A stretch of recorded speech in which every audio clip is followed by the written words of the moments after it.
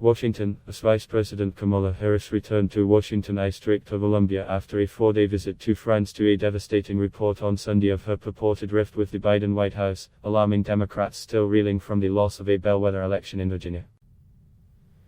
The report, a 4,800-word, 12-minute account on CNN, epic length by TV news standards, was considered so damaging that the White House immediately pushed back at it.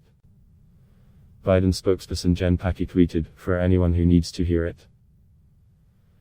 ADVP is not only a vital partner to POTUS but a bold leader who has taken on key, important challenges facing the country, from voting rights to addressing root causes of migration to expanding broadband." The vice president's aides also snapped back at the report, which media mavens said was surprising for a liberal outlet that is generally considered sympathetic to Democrats, characterizing it as gossip.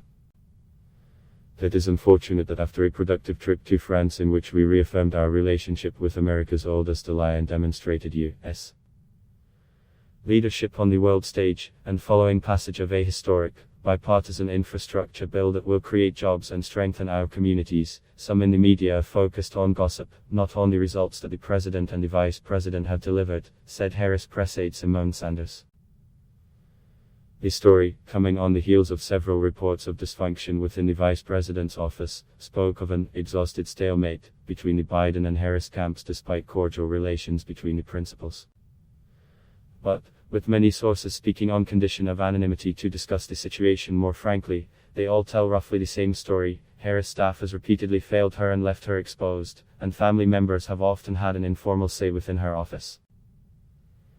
Even some who have been asked for advice lament Harris' overly cautious tendencies and staff problems, which have been a feature of every office she's held, from San Francisco District Attorney to U.S. Senate, the report said. It also spoke of racial and gender tensions in the ruling establishment, with some Harris aides reportedly claiming that the Biden White House is leaving her out in the cold over public controversies, while rushing to the defense of other top administration officials, notably mentioning Transportation Secretary Pete Buttigieg, who is gay, when he was mocked by conservatives for taking paternity leave for his newborn. It's hard to miss the specific energy that the White House brings to defend a white man, knowing that Kamala Harris has spent almost a year taking a lot of the hits that the West Wing didn't want to take themselves, a former Harris aide told CNN. The report also said Harris had complained to confidence about not being a greater part of the president's approach to the Afghanistan withdrawal, despite telling CNN at the time she was the last one in the room when he made the decision, leaving her without more to draw on than she defended him publicly. Although it is broadly acknowledged in political circles that Kamala Harris has more work of consequence piled on to her than any other vice president in history, many reports suggest that she is being set up to fail because some of the problems are so intractable. When Biden picked Harris as his running mate, he was essentially anointing her as the future of the Democratic Party.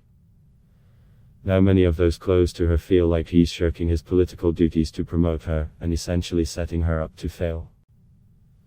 Her fans are panicked, watching her poll numbers sink even lower than Biden's, worrying that even the base Democratic vote is starting to give up on her, the report said.